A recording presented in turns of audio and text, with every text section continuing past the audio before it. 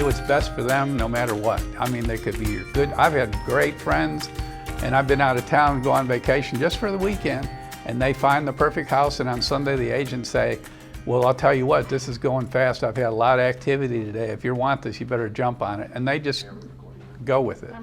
So, you know, that you got to remember the fact that we're all human beings.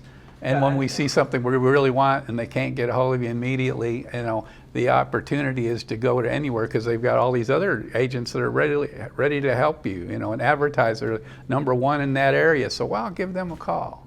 And when they give them a call, you know, you have a greater problem with losing them to the other agent, because the other agent can offer to show them the house, meet them there at a certain time, and a lot of your buyers, unless you really educated them or they're ready to roll, are going to say, okay, yeah, I can just go over there and look at it. But when they do that, it cuts you out of the deal, because there's an ethics between realtors that if a realtor shows you a house, even if you've been working with another realtor, if they don't have an exclusive buyer's agreement, you can't do anything about it. It's service, you know. I don't really think of it as work. I mean, I'm helping these people. We're trying to develop a relationship. I've got their baby in my hands, you know. But I mean, it's not all the time, but a lot of times I'll offer so they can walk around and talk, and I'll rock and hang out with the little baby and all that. But plus, you know, if we're out and it's late and we're hungry, I'm going to definitely offer, they're my clients, I'm going to offer them lunch. But, you know, then if I get out of touch with them, you know, if I'm not constantly, in touch with them. So that's why I like Listing Village, because I know they're on my site, they're looking at my things, my pictures, my information, and I stand a better chance of retaining them and having them make more effort to call me. Well, it's broker reciprocity. It's when I list a house, my listing goes to Zillow, Realtor.com, Redfin, all the major, Trulia, all the big sites are out there, all load that up because it's freedom of information. And so you have to share that information with the public.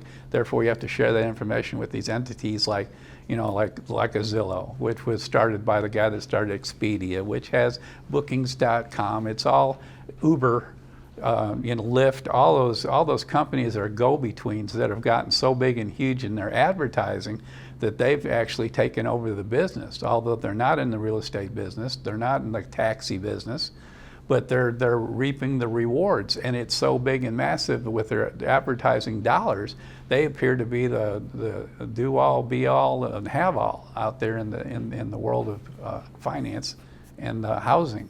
So.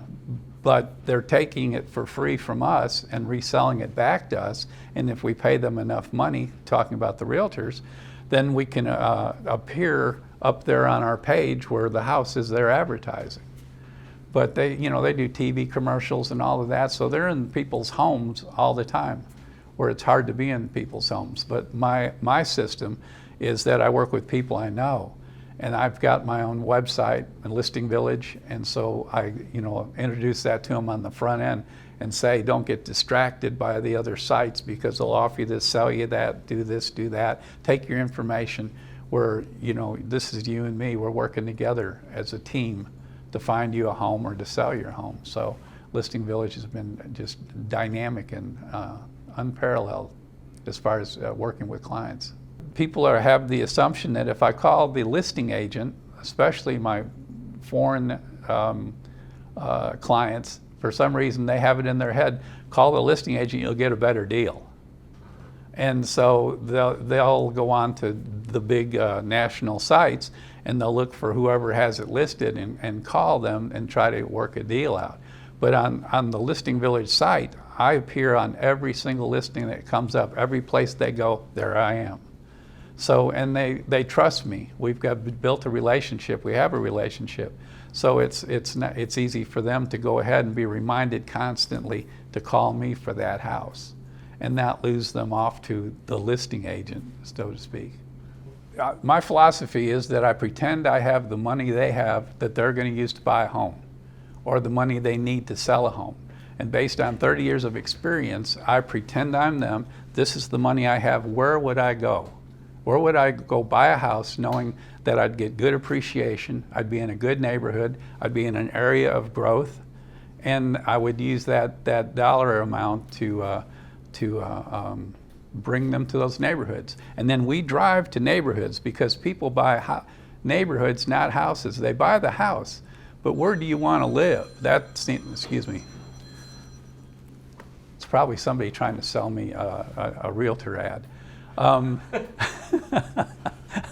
You get them all day long, you know, let us help you do this.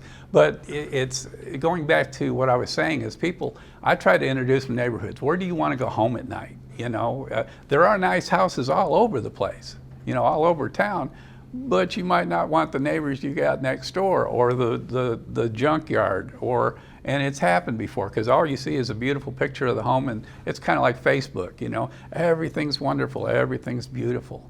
And then you go to the house and you go, wow, these rooms are a whole lot tinier than I thought, you know, and this neighborhood doesn't work. So what I try to do is work with my clients as if I'm buying that house. I've got that much money, $300,000, $200,000, $150,000.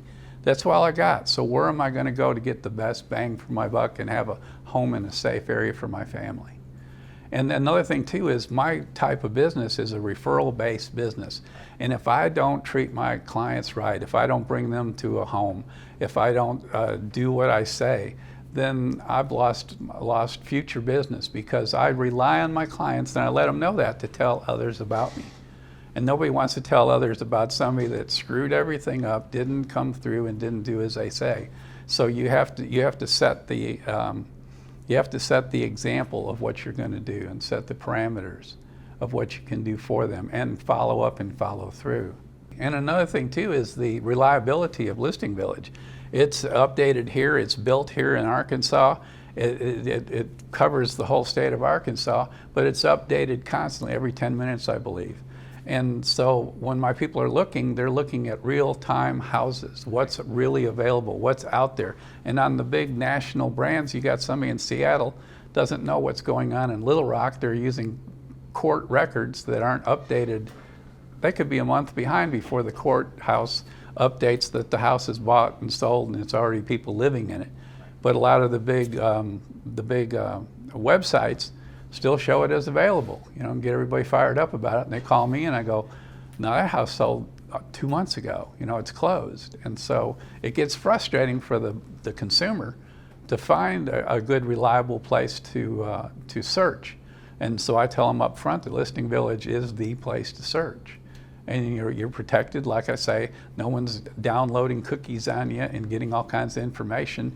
You pretty much, you know, you're able to go on my site, access the Listing Village site and search and save your searches to you. The only thing you do is put your email in.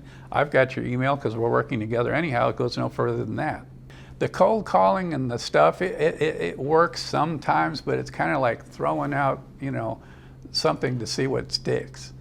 And the referral business are what I call warm leads. They know me. I can call them up. I can ask them, do you know somebody that's looking for a home that wants to be treated the way I treated you? And that is a lot more reliable. And people, even people that pay all these social sites, they get some referrals from them, but they end up having to pay, again, a percentage of that referral fee out. So it's just business, money, churning. And you lose the social part of working with a person that needs a home, you know, a certain type of home. And you start, I've seen agents, you know, it's about the deal. You know, can I make the deal? Can I get both sides of the deal? And I think that's probably even pushed more by these big national websites than Listing Village. But Listing Village personalizes real estate to me. It personalizes it to my clients. And they have a place that they can go that they can't get to outside of going through my website or another agent that may be using Listing Village. So it's exclusive to, and you're bringing something to the table that other agents don't have. You know, what'd you see on Zillow today? You know, did you find anything on Zillow today? You know, or Trulia or Realtor.com, and they have great commercials, wonderful commercials. I tear up at them all the time. Mostly because I'm tearing up for the people that are using them. but I just selling real estate is an emotion. When people buy a house, they don't really use logic as much as they use emotion. They want a certain kind of house. They tell you all the details and you write them all down. And then you walk in a house that has nothing that they said on paper, but the house made them feel wonderful. They just felt good. It's an emotional thing. They like the house from the outside. They like the neighborhood. They walk through it, and then some of the rooms aren't what they described to me, but it's okay. We can fix that. We can paint this. But the house just feels like us. And there's no rhyme or reason to it. And then people justify afterwards why they're paying more than they thought they would. People buy with emotion. And people buy what they see, not what they imagine. That's one of my favorites, is people buy what they see, not what they imagine. And an old realtor taught me that long, long ago. And it's true, people do have vision, but a lot more of the market is the broad market buys what they see. You could tell them, you could go into a house and see a nasty rug, horrible, nasty. House is great, but the rug just sucks, in a word. And so they talk about that, and the owner's going to give you a $2,800, $3,000 fee for the rug to go ahead and pay for a new rug. And people will still walk away because they don't want to deal with it. Now, if you had a neutral rug in there, a builder's grade rug, nice and that, and it was brand new, and you could smell it and see it, it makes all the difference in the world in their psychology about buying the house. They don't want to buy something they have to start pouring money into. And that's what it comes down to. Even though they could, and even though they'd probably save money and get a better house because they'd have to fix it up, they don't want to deal with that in this day and age. And back in the day, everybody looked for a fixer-upper.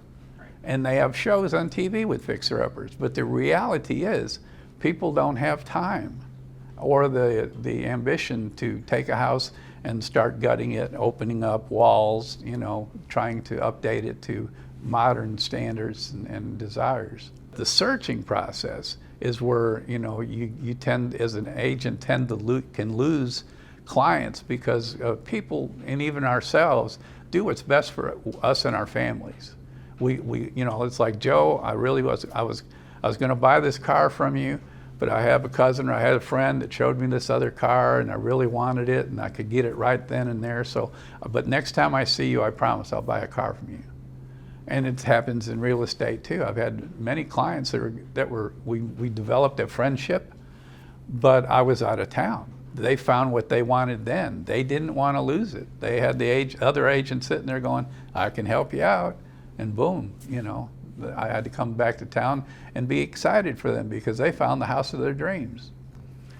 So Listing Village is what I like about it. It keeps me on their minds because I'm everywhere on the whole site all the time. So it imprints. It's an imprinting thing. Every time they pull up a house they like in a neighborhood, they fly over. I call it flying. I like to fly around on the map, zero in on an area I like, zero in on prices. Prices are bait. I call it bait because they have a certain price limit in their heads and they'll always dive into that house. So on Listing Village, the minute they dive in that house and open it up, there's my picture. There's my message letting them know to call me, my phone number, contact information, and then we can have had more people stay with me doing that than going, no, we're not, there's nobody else to call. And they're working with me, so you have a lot better chance of keeping them, the fiduciary relationship with them, than if they're out on just a map with all kinds of options and all kinds of people to call to get me this, what I need for my family. I think Listing Village is going to be something that agents need to wake up and go to and use because of the fact that they can retain their business and not pay gobs of money. And again, that's why, and this is, you're not supposed to talk about commissions. You can't, price fixing, all that comes into it. So there's a set commission people will use. I can reduce that commission. And people say, well, how come are you a discounter? And I tell them, no, I'm not discounting anything. In fact, you'll get more attention and more reach from my sites and my business than you would a bigger company. And I used to own a RE/MAX, so I know what I'm talking about. But the thing is, when you do it like on a Trulia Realtor.com or a Zillow and you're advertising there, you've got to spend big bucks. So you've got to charge big bucks to people to compensate for all the advertising that you're doing. When you're on Listing Village and it's a real nominal fee, I mean, it's hardly anything it's not even a comparison. You pay such a small fee and you're on every single listing in the state of Arkansas. And it's huge. And so the point I'm trying to make is I don't have to charge them 7, 6, 5%, because I don't have to pay all that overhead to advertise myself everywhere.